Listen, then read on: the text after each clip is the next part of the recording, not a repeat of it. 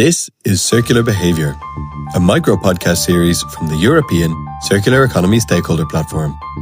This episode is hosted by Rosa Strube, Head of the Sustainable Lifestyles team at the Collaborating Centre for Sustainable Consumption and Production in Germany, and Claire Downey, Chief Executive of the Rediscovery Centre, Ireland's National Centre for the Circular Economy.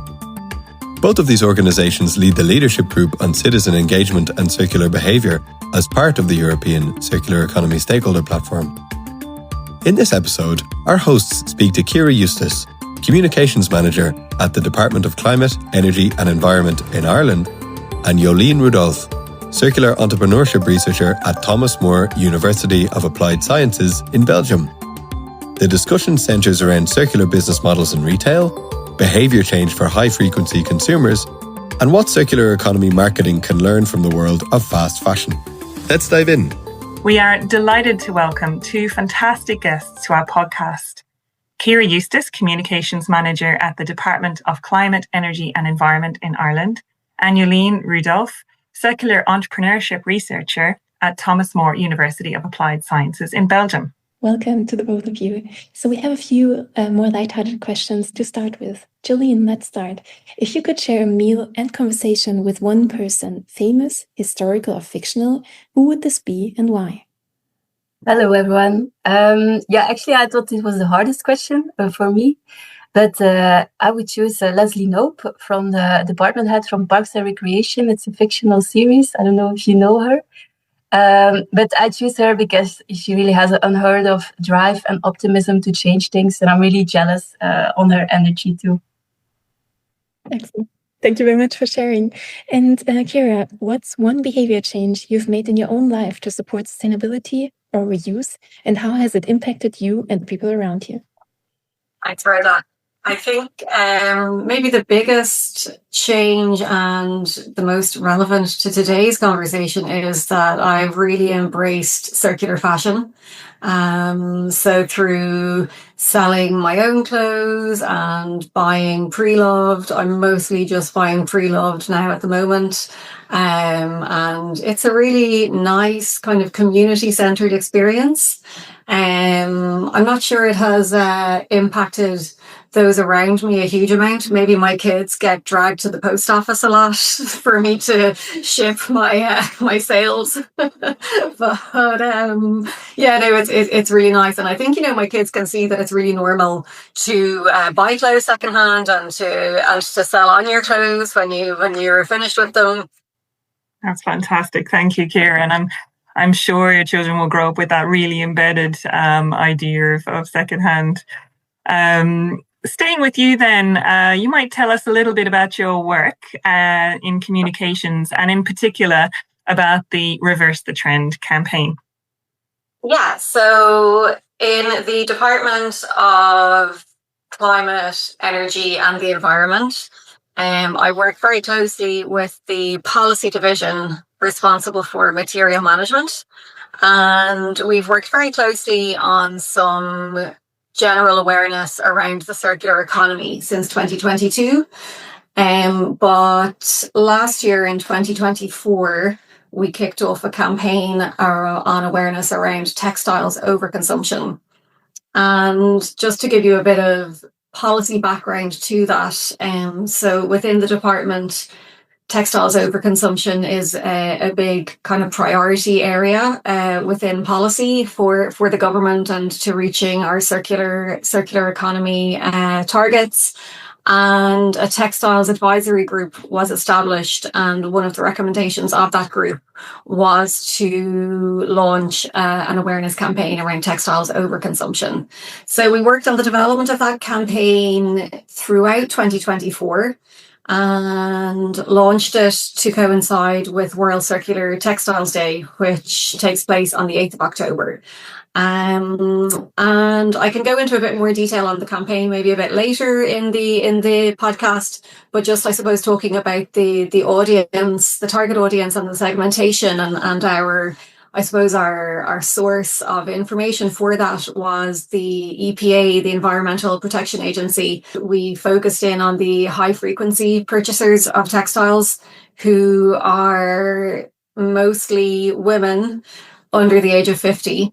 And I think then we further honed in on the target audience, looking at females aged 18 to 36, who, are extremely high frequency purchasers, purchasing clothing weekly, sometimes or mostly on a monthly basis.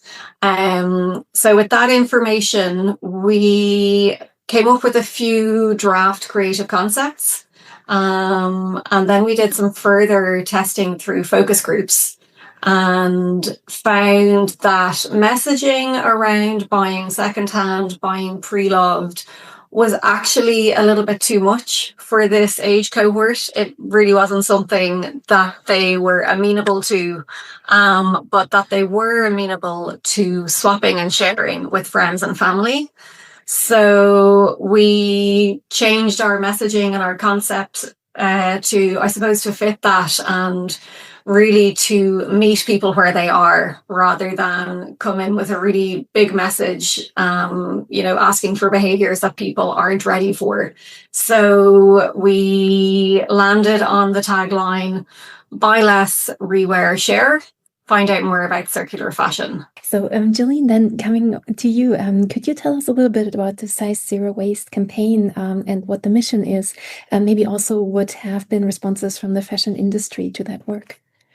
Yeah, actually Size Zero Waste is more a research project, and the target group is not consumers, so as Chiara, her case was, but really fashion entrepreneurs. So the mission of Size Zero Waste centers around scaling circular business models, so repair, resale, and rental, together with these entrepreneurs.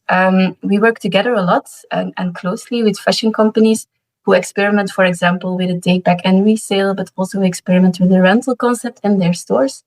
And we learn together. So they do the experiments, and we as researchers, we really capture the insights, and we translate these insights into practical and also user-friendly tools for other companies to use in the future.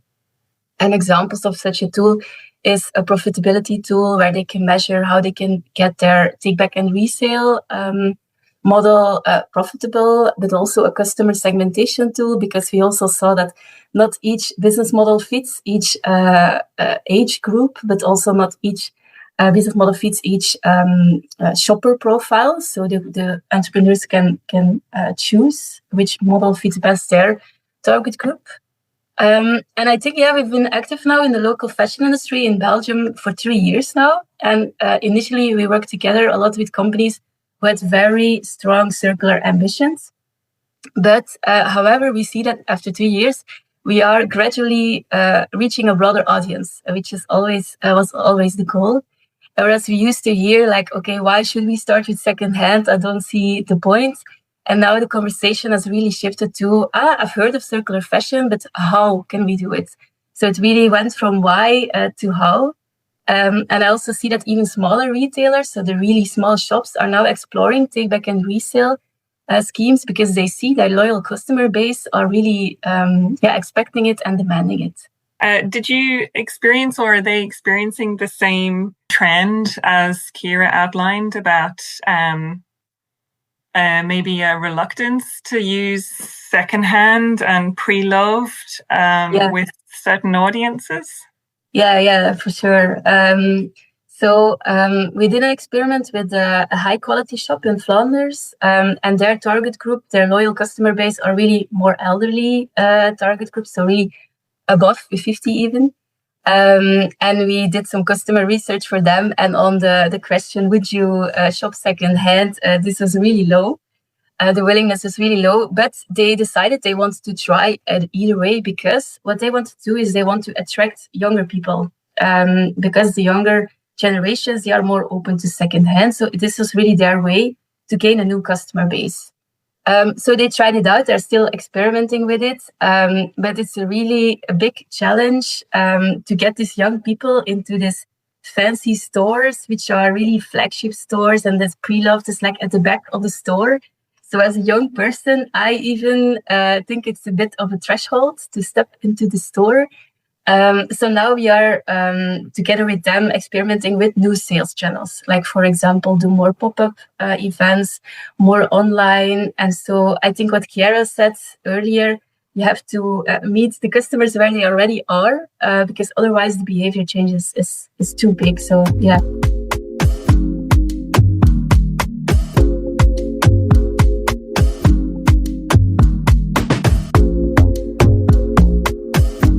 Interested to see what types of campaigns you've seen work particularly well by targeting specific audiences, and maybe what hasn't worked, or what challenges can there be, or have you seen in actually trying to engage different audiences? I think it's a fairly new area where there maybe hasn't been a lot of campaigns. Like, I think a lot of retailers are making sustainable claims, but it's not really the backbone of a specific campaign. But I think there is a lot of really interesting activity going on online, and especially on Instagram. And I think it was a Vestiaire Collective campaign, and I thought it was a really effective image of somebody with 25 handbags trailing behind them, or wearing 25 hats. And I suppose it's just that very stark visual image of overconsumption and how much do you really need. So I thought that was a very effective image. It was, and it really spoke to me.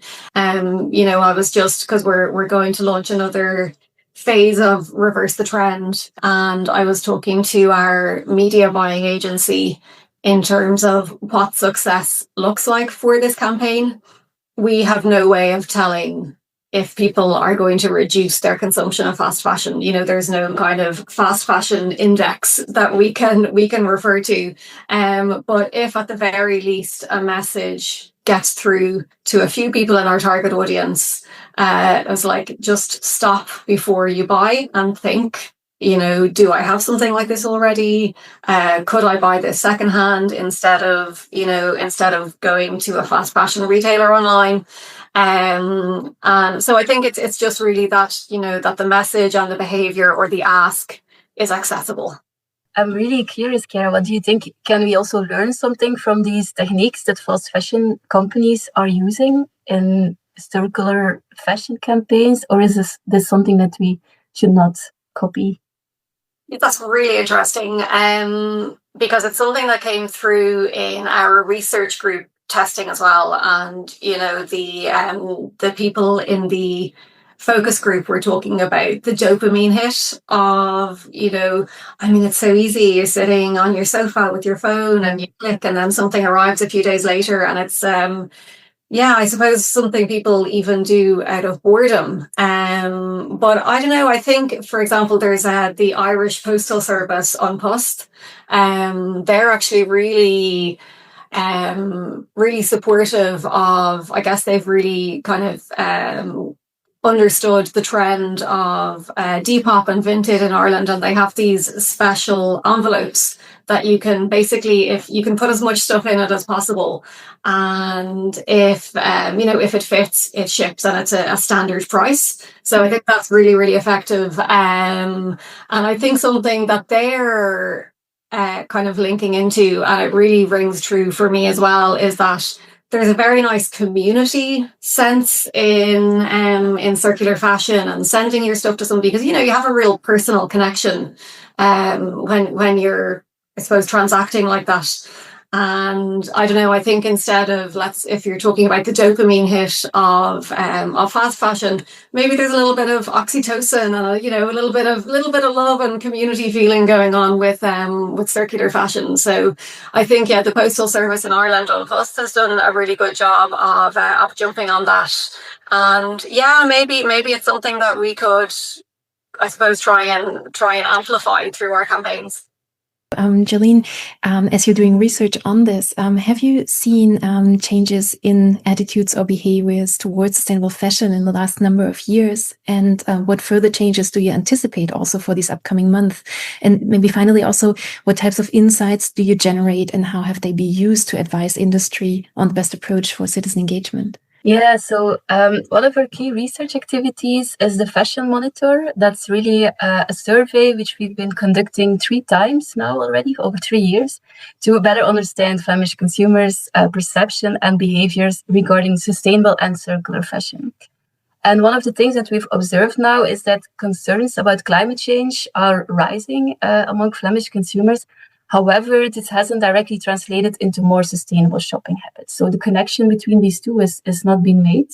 So one of our early conclusion was now like, okay, this shop sustainably narrative isn't driving a significant behavior change.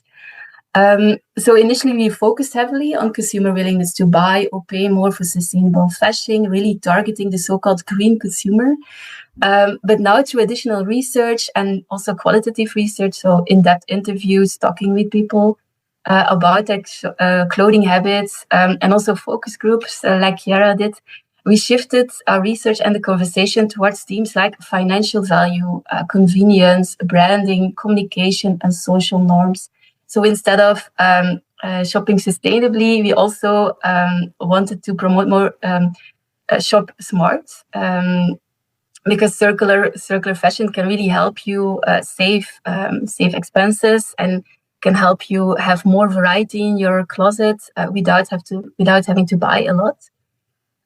So our focus is really on making sustainable choices as convenient and appealing as traditional ones. And I think this shift of focus is also going to happen in a broader way for policy, as I hear Chiara talk.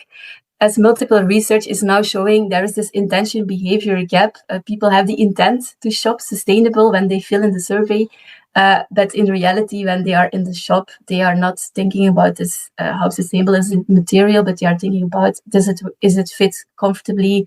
Can I pay this? So that is one thing that we saw shifting, and maybe that's also a bit a shift that we made as researchers, like, okay, we need to research more how to make these circular models as attractive as the linear ones.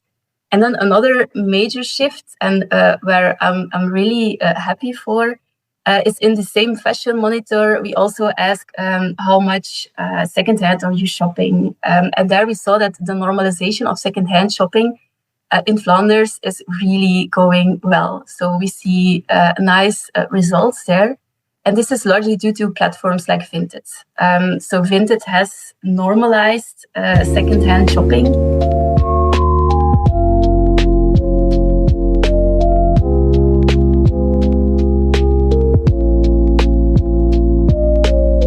So I guess that brings us to what more do we need in this area to help really know better our audiences and to become more effective at engaging them. So maybe to both of you, what new research, what additional developments or testing do we need to do this, to get much better at reaching people and communicating with them? So I think looking ahead for circular fashion, for me, rental stays the biggest game changer. We did research around the effects of a rental subscription. And we saw that people who had a rental subscription really changed their shopping habits the most. But there we really are waiting for the normalization. So like for secondhand, you have the Vinted effect. So I think we need to do more research, like how to get this Vinted effect, but now for the rental concepts. Secondhand still requires work on balancing supply and demand. So working with these retailers, they get a lot of stuff. It's not difficult to take back your clothes because everyone has too much clothes. But then the challenge is looking for the best sales channel.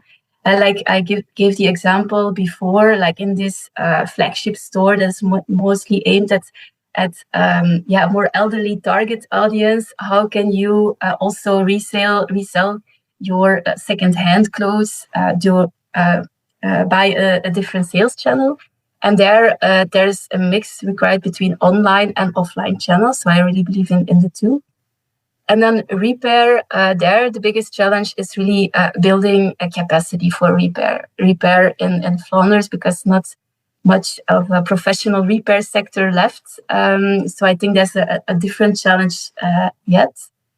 And so I would also like to add that beyond consumer and business research, I also think policy instruments can can be big game changers, like also dove now into the extended producer responsibility legislation and sustainable product legislation on a European level. And I think when they also take in the behavior change insights that are now being built up, that can also be game changers.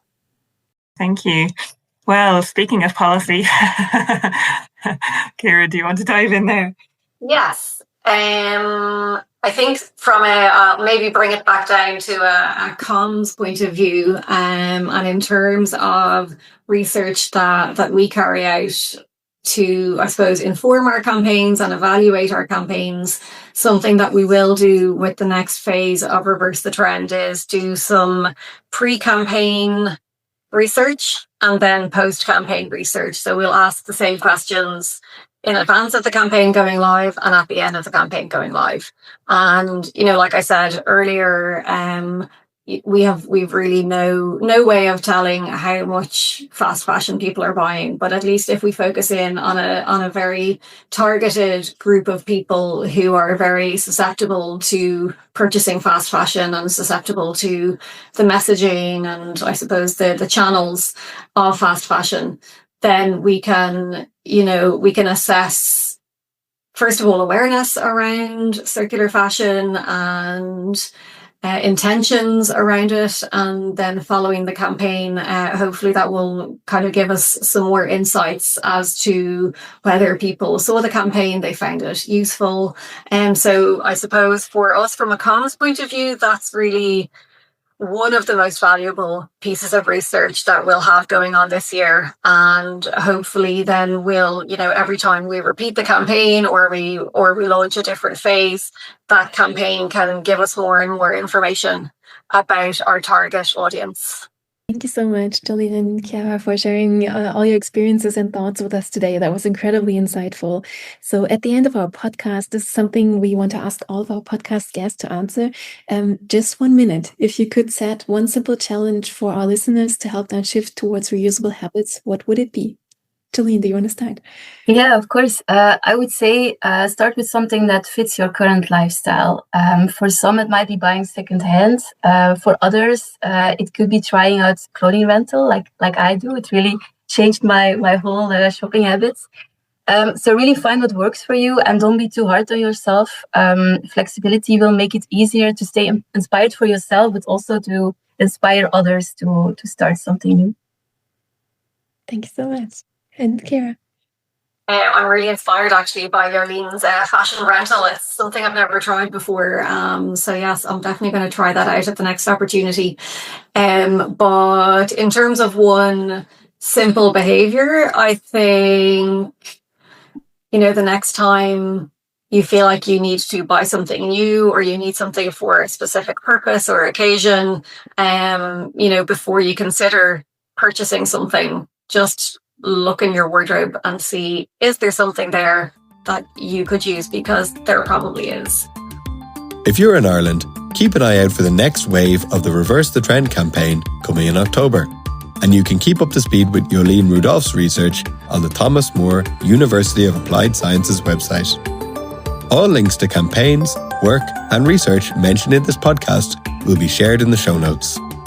And keep an eye out for future podcasts from the European Circular Economy Stakeholder Platform. Until then.